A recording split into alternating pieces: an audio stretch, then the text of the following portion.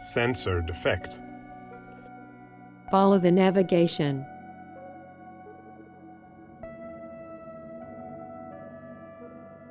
Follow the navigation.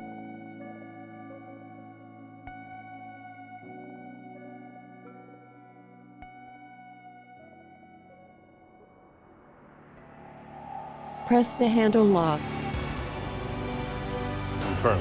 Turn the handles outward. Confirm. Perform visual inspection.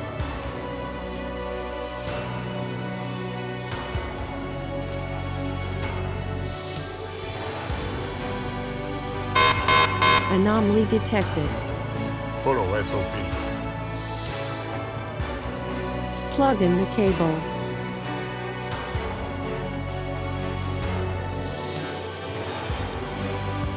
Confirm. Locate the sensor on the slide. Confirm. Remove sensor cable ties from top to bottom using diagonal plier.